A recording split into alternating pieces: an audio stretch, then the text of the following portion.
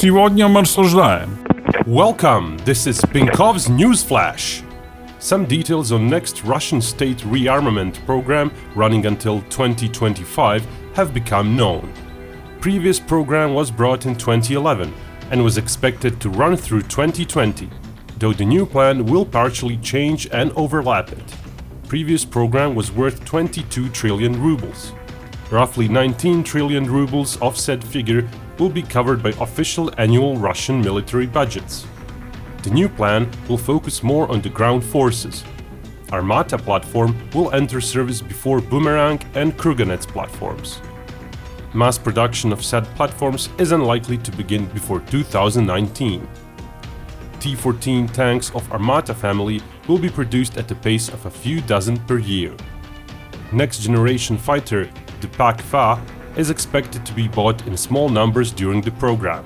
Most of Russian Air Force procurement will cover more Su-30, 34 and 35 planes, as well as MiG-35s. Procurement of guided missiles will also be increased, and inventories of such weapons will double in coming years.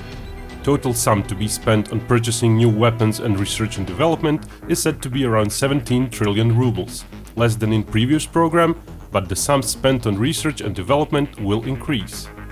One area which will see further postponements are the new naval vessels.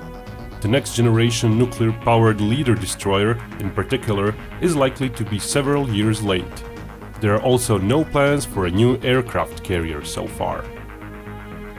In other news, a US Air Force general has recently said to the US Armed Forces Subcommittee that the US Air Force is working on studies on how many next-generation B-21 bombers will it need. Previously, US Air Force maintained that at least 100 bombers will be needed. General Jerry Harris said 165 bombers is probably the number we need. Next-generation bomber development started in earnest after Northrop Grumman won the contract in October of 2015. So far, the expected entry into service is by 2030. Officially, the bomber will replace all B-52 and B-1 bombers. B-2 bombers are planned to serve alongside the new bomber for some time. The new B-21 is thus projected to be a large intercontinental bomber similar to B-2 but with much more advanced stealth features. If US Air Force gets its way and gets 165 airframes, it may mean total US bomber fleet will number 185 planes. Development of Russian next-generation bomber is currently scheduled to end sometime in mid-2020s, with entry into service in a similar timeframe as the US bomber. Chinese next-generation bomber is likely to appear in a similar timeframe as well.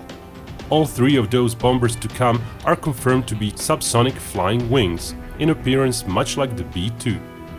And that was all for this edition of Binkov's News Flash. Do check out my feature versus videos.